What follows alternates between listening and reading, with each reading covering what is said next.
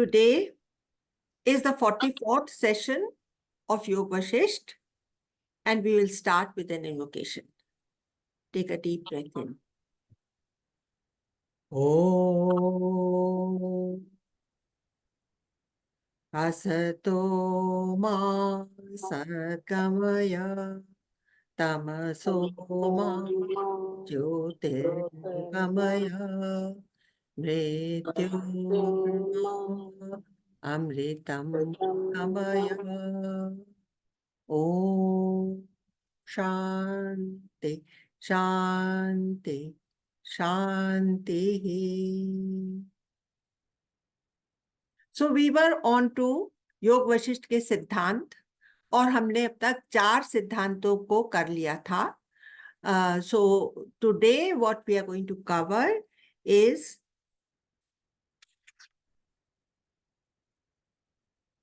आत्म तत्व का साक्षात्कार. That means the personal or personal Digdarshan of the Brahma Tattva is the only proof. Personally, when you feel it here, that becomes the only proof.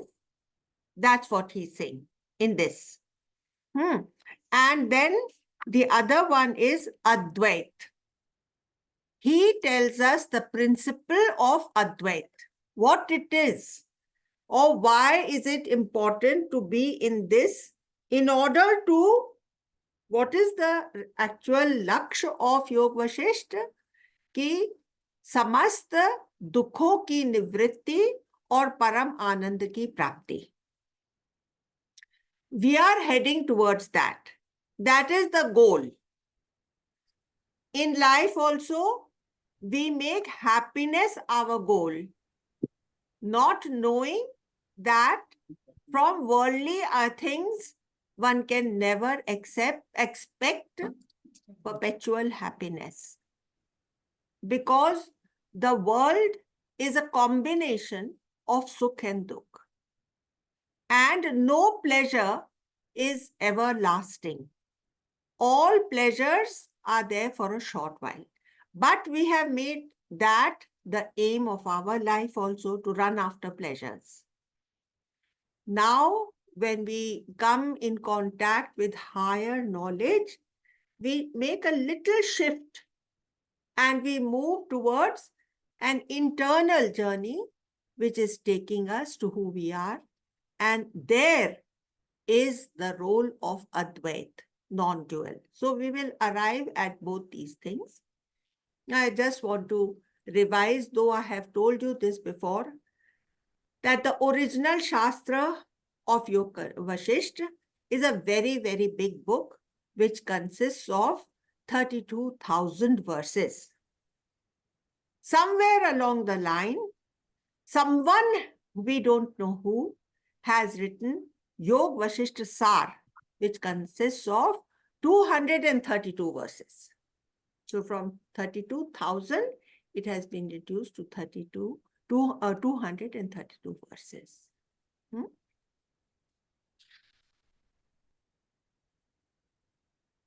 Now, what is it aiming towards?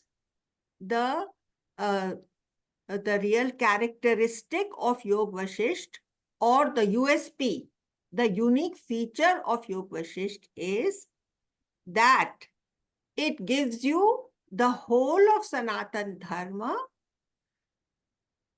through stories, through interesting stories. So it is good to listen to Yoga Vashisht. Secondly, it clarifies all the doubts that we may be having. So all the doubts are clarified, so we can do manana. So first is Shravan, tells us through stories. It gives us reasoning and clarifies our doubts. And the third thing is that the study of Yoga Vashisht takes you into a meditative state, and so you can do Nididhyasan. So, Shravan, Manan, Nididhyasan or meditation happens during the course of going through this text of Yoga Vasishtha. And a very, very beautiful thing automatically happens, that if you are enlightened, then it is a direct pointing of who you are. For all those who are enlightened, it points directly to the self. Unless you've had that experience, you won't find that every sentence is pointing to that. But if you are enlightened, then you feel, अरे ये भी तो बात वहीं पर, जैसे हम लोगों ने जब गुरुदेव की बुक करी Celebrating Silence, then we realized that to every topic, Gurudev is only talking consciousness. He only brings you back to your consciousness, which is what Yoga Vasishtha is also doing. How does it do it? जैसे कि suppose this is a flask of water. So this is a flask of water and nothing other than a flask of water. Thus also the whole world is nothing but the consciousness. It is that one substance out of which the world has been created. Like when you are touching a pot, suppose you are touching a pot, you are essentially touching clay. When you are touching the world, you are essentially touching Brahma. When you are touching a cloth, you are essentially touching the threads out of which it is woven. Is that clear? You have to be touching the threads when you are touching cloth. So you have to realize that the world is nothing but Brahman. It's the only clay which is available for you to make a form. Okay. Now, these are very tall statements that we have made, but we need to prove it, which is also what Yoga Vasishtha does. Now, in this book, which has been made, this Yoga Vasishtha का सार, इसका जो first verse है, वो ही इतना ज़्यादा सुंदर है कि I will just tell you what that first verse is. It is like an invocation, like how we do an invocation. So also, this is an invocation. So it says, the meaning of the Sanskrit is that which is दिशा, काल और वस्तु से परे है. ये जो वस्तु है, जो ये तत्व है, ये दिशा, काल और वस्तु से परे है. तो दिक् कालाद्यन विच्छन्न. दिक् काल, दिग्, दिशा. What is direction? It is in relation to something.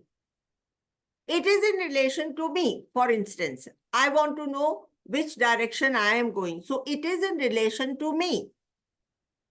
So how many dishas are there? There are 10 dishas. How are there 10 dishas?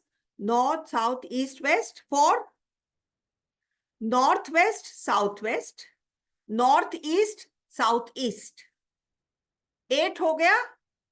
ऊपर और नीचे 10 हो गया. Is that clear to everybody? So इस तरह से ये 10 दिशाएं. और काल,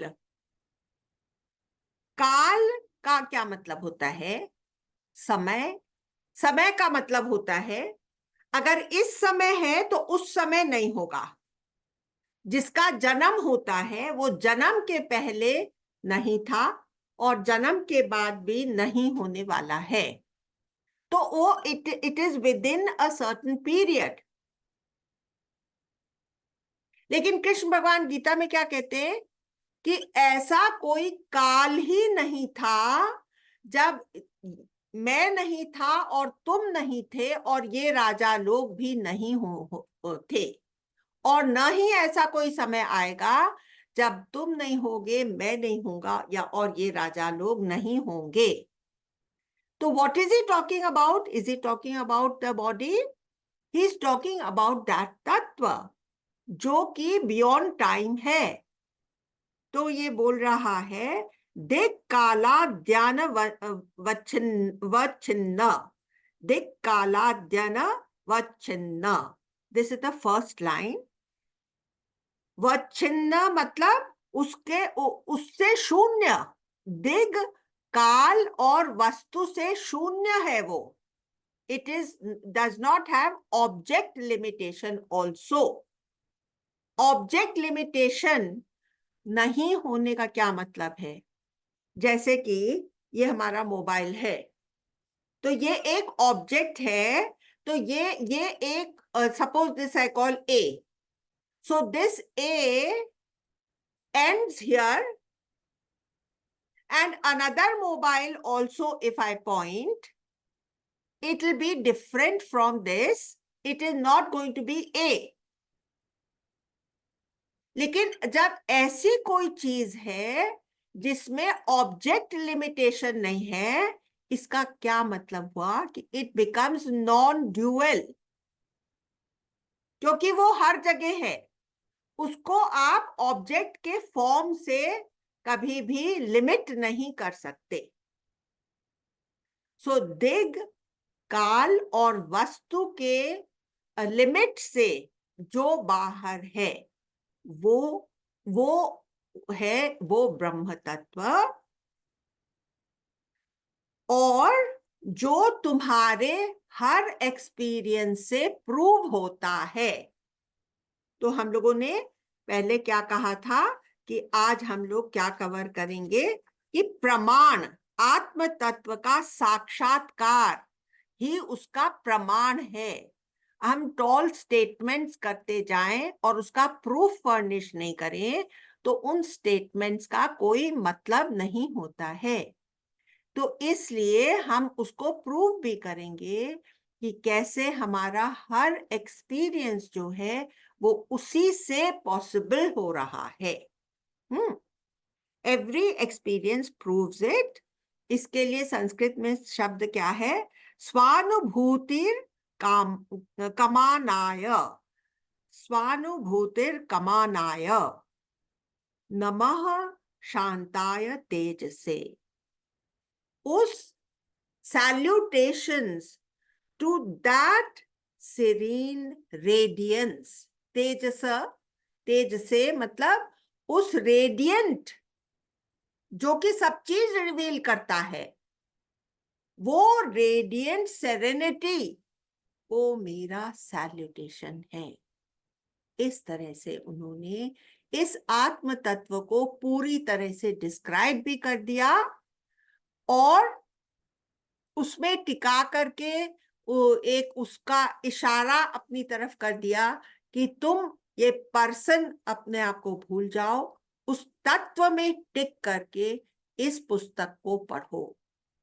हाँ, ये उनका इन्वोकेशन है।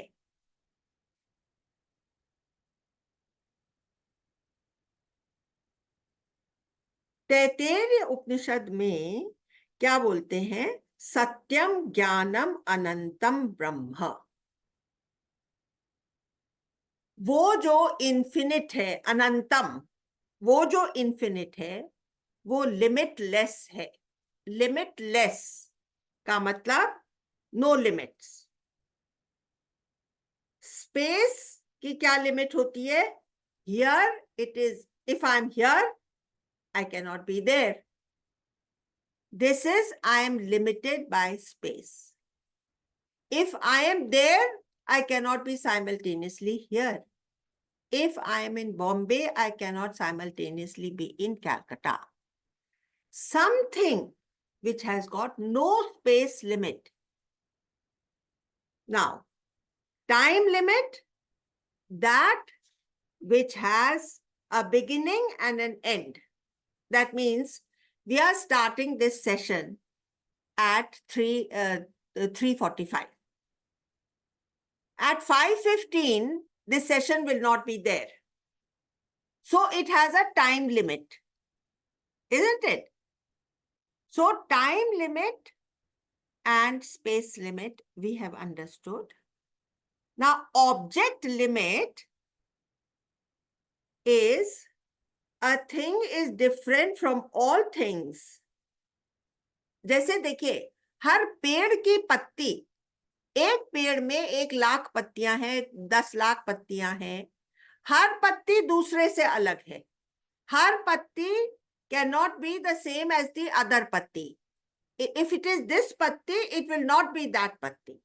हालांकि इतनी क्लोजली उससे मिलती जुलती है, लेकिन फिर भी वो ही वहां पर रेप्लिकेट नहीं हो सकती. वो अलग है और ये अलग है. तो this is a fancy way of saying that the world is full of variety. This object limit. ये ऑब्जेक्ट इसमें ही कंटेंट है, वो ऑब्जेक्ट इससे अलग है. ये ऑब्जेक्ट की लिमिटेशन है. और फिर मैंने आपको बता दिया कि ब्रह्म इज बियॉन्ड दैट, तो इसलिए वो नॉन ड्यूअल हो गया. और इसका सबसे आसान तरीका है पानी और वेव का एग्जाम्पल लेना, कि अगर हम ये वेव हैं, तो हम अगर वेव से अपना कांटेक्ट कर रहे हैं, तो वो वेव जो है वो it is nothing but water.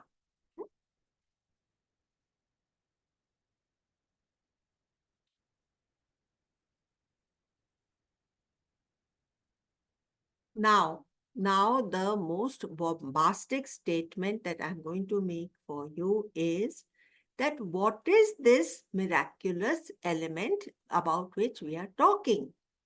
It is nothing but you. You are that. Because you can feel it from here. See how you can feel your consciousness. You can feel your own consciousness. You can look at all the other people, but you cannot know their consciousness. You cannot simultaneously know their consciousness. You can only know your own consciousness because you are seeing it from within. तो ये जो within की बात है, ये बताती है कि ये जो तत्व है, ये कभी भी ऑब्जेक्टिफाई नहीं हो सकता. You cannot reduce it to an object. एक वस्तु होकर के तुमको, अगर तुम दूसरे की कॉन्शियसनेस जान सको, तो इसका मतलब है कि तुमने कॉन्शियसनेस को ऑब्जेक्टिफाई कर दिया, तभी तुम दूसरे की कॉन्शियसनेस को जान सकते. लेकिन तुम केवल अपनी ही कॉन्शियसनेस हो सकते हो. You are not knowing your consciousness. What you know in the world is with the indriyas. Sense organs give you information about whatever is there on the outside. But sense organs cannot give you information about that which is behind the sense organs. इसलिए वो आंखों से देखा नहीं जा सकता, कानों से सुना नहीं जा सकता, मुंह से उसका बखान नहीं हो सकता, जबान से उसका टेस्ट नहीं हो सकता, और स्किन जैसे कोई भी चीज टच करती है वैसे ही वो टच नहीं हो सकता. खाली तुम वो हो सकते हो. That is the meaning of being non dual. उसको तुम ऑब्जेक्टिफाई नहीं कर सकते. You understand? अब ये सब इतने एब्स्ट्रैक्ट पॉइंट्स ऑफ व्यू हैं, तो इनको समझाने के लिए बहुत आसान स्टोरीज हमारे शास्त्रों में दी गई हैं, और वो क्योंकि यहाँ पर अच्छी तरह से फिट होती हैं, इसलिए मैं उनको थोड़ा थोड़ा आपको याद दिला देती हूँ. एक तो देखिए, मैंने आप लोग को एक स्टोरी बताई थी जिसमें कि आप गए हैं 7 समुंदर पार स्टैलेक्टाइट्स और स्टैलेग्माइट्स की गुफाओं में, और आपको मालूम पड़ा है कि वो जो तत्व है वो आपको उसके अंदर की गुफाओं में मिलेगा. तो आप पहली गुफा में जाते हैं, तो वहां तो आपको सब चीज दिख रही है, बहुत से लोग वहां पर जमा हैं और वो कह रहे हैं कि भाई यहाँ पर तो कुछ नहीं मिल रहा, भाई यहाँ पर तो वो मणि हमको मिल ही नहीं रही है। तो कुछ लोग भीतरी गुफा में जाते हैं, तो वहां पर एकदम अंधेरा है। तो आपने क्या किया, आपने एक मशाल जला दी और मशाल जला करके आप आगे बढ़ रहे हैं और आपको दिख रहा है, थोड़ा थोड़ा दिख रहा है, थोड़ा अंधेरा है, लेकिन फिर भी आपकी इंद्रियां आपके साथ हैं। तो आपको फिर भी लगता है कि यहाँ की जो भीड़ भड़का है इसमें वो मणि मिल सकती है, नहीं यहाँ तो नहीं होगी। तो आप अंदर वाली गुफा में जाते हैं, अब वहां पर कोई नहीं है और इतनी कम ऑक्सीजन है कि आपकी मशाल भी बंद हो जाती है। तो आप क्या करते हैं, आप आवाज का सहारा लेते, अरे भाई यहाँ कोई है। तो अंदर से कहेगा हाँ हाँ हम लोग हैं, आ जाओ अंदर, यहाँ सब सेफ है। तो उस आवाज के सहारे जब आप चल रहे हैं तब वहां पर भी आपको कुछ भी अलग सा महसूस नहीं होता, ना आप कुछ अलग सा कुछ प्राप्त करते हैं। फिर आप और भी भीतर अकेले चले जाते हैं, वहां सब गुम है, गुप्त है, कोई आपके सेंस ऑर्गन्स आपका सहारा नहीं दे रहे। मन भी अंदर से अवाक हो गया, कोई थॉट्स भी चलने बंद हो गए। You are wonder struck, you are just like struck by something, like startled. Mind has come to an end. There also you come to know I am, I am, I am. Existence, मैं हूं, ये आवाज आपको अपने भीतर से आ रही है। ये जो मैं हूं की आवाज आपको अपने भीतर से सुन रही है। ये जो एक अनुभव आपका अपना हो गया है, which has been beyond the senses. This is where you have discovered it.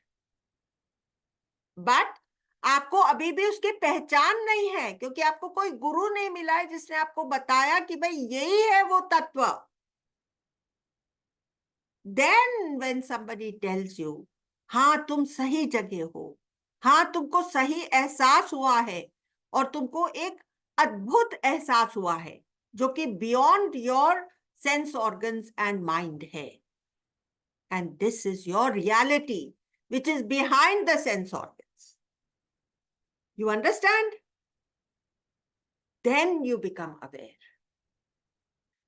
फिर इसी तरह का इसको और प्रैक्टिकल वे में बताने के लिए हमने ये कहा था कि हम जैसे आईसीयू में हैं और हमारा एक बहुत बड़ा सा एक्सीडेंट हो गया है जिसमें हमारी सब इंद्रियां डैमेज्ड हो गई हैं। फिर भी उस आईसीयू में लेटे हुए हमको मालूम पड़ता है मैं हूं, मैं हूं। ये कौन सा मैं हूं है? This is the same that we have experienced in that little melodramatic example which we had cited earlier about the 7 gufas. है ना? Then the third that we had also told you another story of the 10th man. The 10th man story also fits over here when the Guru points out yourself as the 10th man. All the other people, we were not counting this one, the inner one, because we have always tried to count on the outside. We have got so much in the habit of being dependent on what our senses are telling us, that we don't remember to look within. And that's what the 10th man story is. So these are very popular analogies which are told to us in... Excuse me, Mausi ji. Excuse me, Mausi ji. हाँ. Our senses and our senses within are not somehow interconnected? See, the senses are an instrument. They are connected, and that is why we feel that they are alive. But they are an instrument. It's like having so many instruments or gadgets. Suppose you have purchased one laptop from the market. So you brought it home, but it is lying in the box as a dead object. You have taken it out of the box, and still it is of no use to you because it is insentient. And you plug it in, and suddenly from the outside, it has got that capacity to get plugged in to electricity. That capacity it has, that is built in. But unless the outer electricity comes into it, they will remain as dead objects. All our senses are dead objects. It's only when they get connected to the man, which is like a prism, it catches that power, which is the Brahma ka power. It has that capacity. Human being के अंदर वो capacity है कि वो catch कर लेता है. अब एक लकड़ी का तना पड़ा हुआ है जंगल में. अब उसके अंदर वो कैपेसिटी नहीं है कि वो कैच कर ले. लेकिन एक ह्यूमन बर्थ की इंपॉर्टेंस है कि इसके अंदर मन के जैसा इंस्ट्रूमेंट है which can act like a plug. उसके अंदर जा सकता है.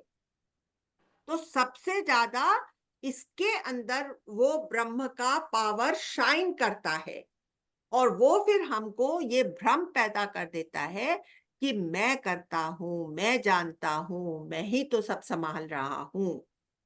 क्योंकि वो ब्रह्म तत्व इतना इसके साथ मिल जाता है, अंग संग हो जाता है, अपने आप को छुपा लेता है कि इसको ये भ्रम हो जाता है कि मैं ही सब करता हूं. Is your question answered, Mamta? All the sense organs are instruments, dead instruments.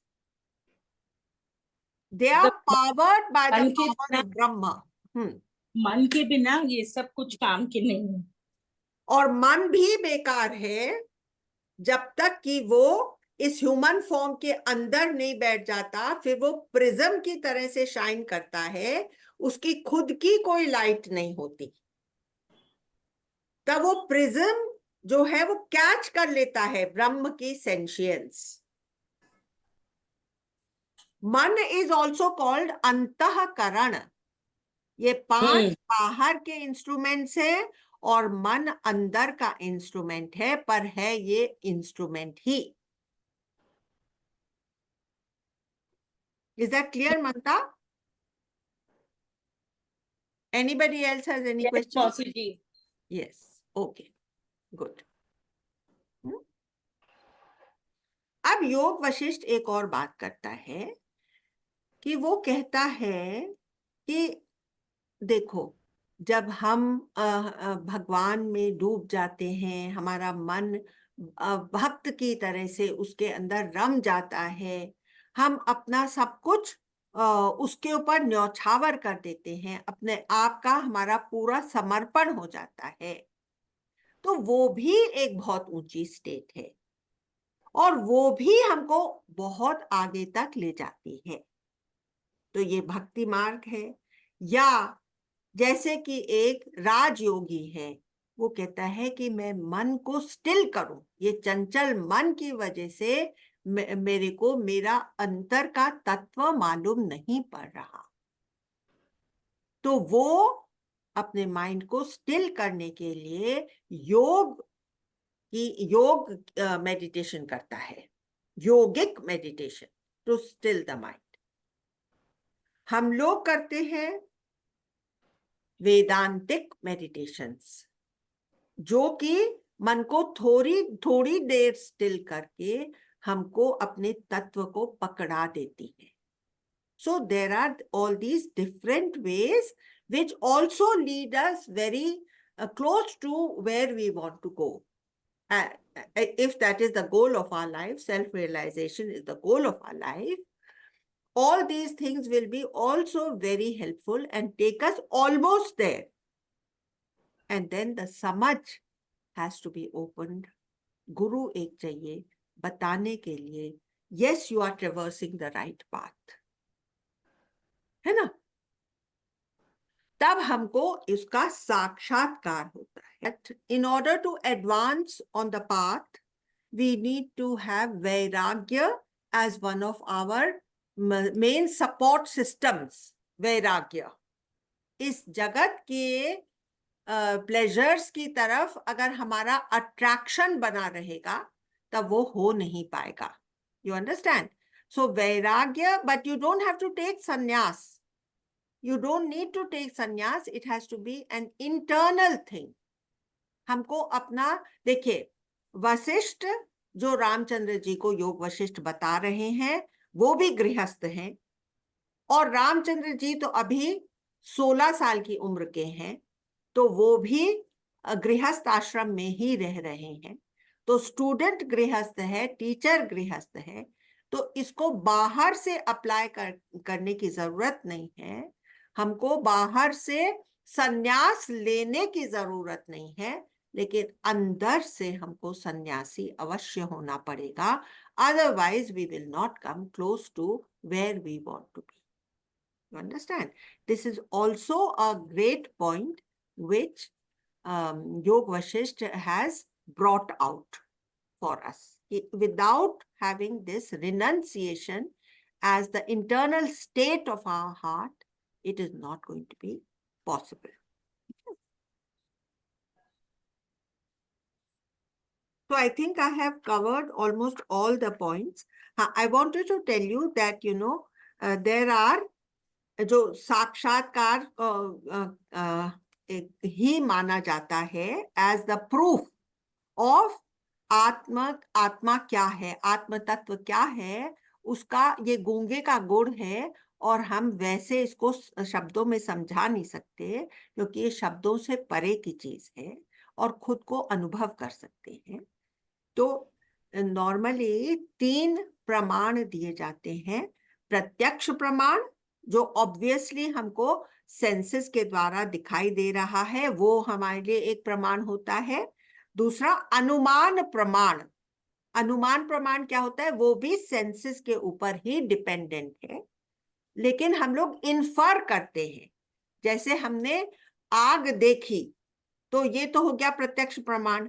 अब आग तो नहीं दिख रही है, धुआं दिख रहा है, तो हम क्या इन्फर करते हैं कि कहीं ना कहीं आसपास में आग लगी होगी.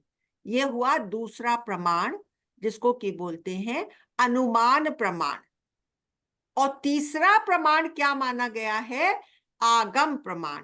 जो शब्द, शास्त्रों के शब्द हैं, या किसी ऐसे पहुंचे हुए व्यक्ति के शब्द सुन करके हम कहें कि अगर वो बोल रहा है तो इस बात पर मुझे पूरा विश्वास हो जाता है, क्योंकि उसके मुख से ये बात आई है. तो वो बोलते हैं कि शब्द प्रमाण या आगम प्रमाण. लेकिन योग वशिष्ठ और हमारे उपनिषद इन तीनों प्रमाणों को छोड़ करके कहते हैं कि जो तुमको अपने भीतर से अनुभव हुआ है, वो ही इस ब्रह्म का साक्षात्कार हो सकता है. और जब तक हमको उसका साक्षात्कार नहीं हुआ, तब तक हम केवल शब्दों तक ही सीमित रहेंगे और हम उसमें टिक नहीं पाएंगे. ना हमारे जीवन में कोई लास्टिंग परिवर्तन आएगा, कोई रूपांतरण होगा, कोई ट्रांसफॉर्मेशन होगा. ये सब संभव नहीं है जब तक कि हमको अपना खुद का साक्षात्कार नहीं होता, जो कि आप लोगों को बार बार अपने वेदांतिक मेडिटेशंस के द्वारा हो चुका है. You mentioned bhakti marg and then you mentioned yogic meditation. So that yogic meditation is refers to Raj what? Yog, Bhakti Raj Yog, Raj Yog and Jnana Yog. So, Karma Yoga, it hasn't been mentioned here, but the four yogas are Bhakti Yoga, Karma Yoga, then Raj Yoga and Gyan Yoga. These are the four yogas. So we have given, when we were explaining Sanatan Dharma, we said that yes, we want to enter the temple which is at the top of the hill. So we can go up to the gate from any direction, from the 10 directions we can take to reach up to the mandir. But the entrance to the mandir is the clarity of your understanding, which is Gyan.